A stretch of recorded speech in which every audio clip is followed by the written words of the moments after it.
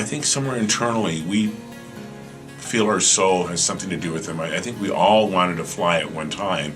And looking through a bird's eye and seeing how they actually focus and see things differently, if you watch their mannerism, the wise old owl, the intelligent, strong eagle, the bold look, the defiant look sometimes in a small bird as a larger bird comes to get them, I think they really show the spirit of life.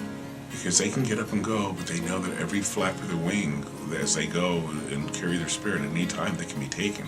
So I think they appreciate every moment of life, and we sort of want to experience that also. Really started off getting into bird rescue when I was 13, totally on accident, when I was out camping with a friend of mine waiting for my mom to pick us up, and noticed a little stellar jay actually flying above her head. I pointed it out, not realizing Kevin still had his pellet gun in his hand, and he reached up, shot it, and as it spiraled down and was landing in my lap in the horizon, I saw my mom pulling up. I was busted, so I grabbed the bird, my mom pulled up, made us take responsibility for that bird's life, and she showed me how to heal the bird up.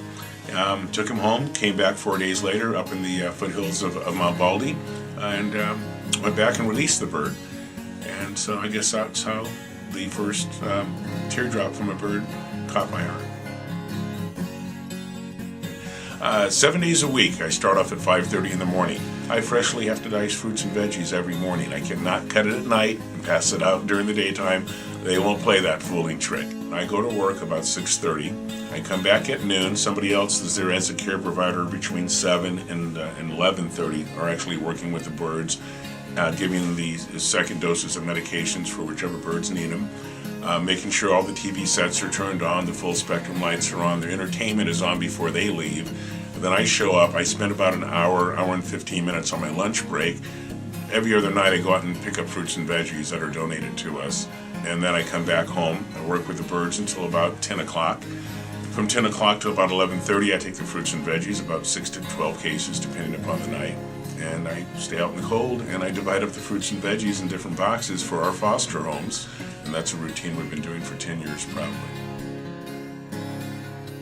But we give them a large variety of fruits, not too much starch, not too many sweets, but just like when you and I go to the store and we want a bag of potato chips, our body's craving salts and minerals. So we don't know what they're craving at the moment because our body needs the salt and minerals. We don't know if they need the glucose or their potassium. So you must give them a big variety.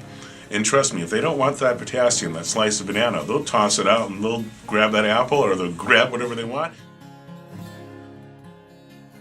Exotic-wise, we're always on call for exotic birds, and we have to categorize them depending upon the urgency of the case. The bird's the number one concern. And wild calls, when we can, from 5 p.m. to 5 a.m., we're on call for any emergency wild birds that we can handle, mainly on the weekends.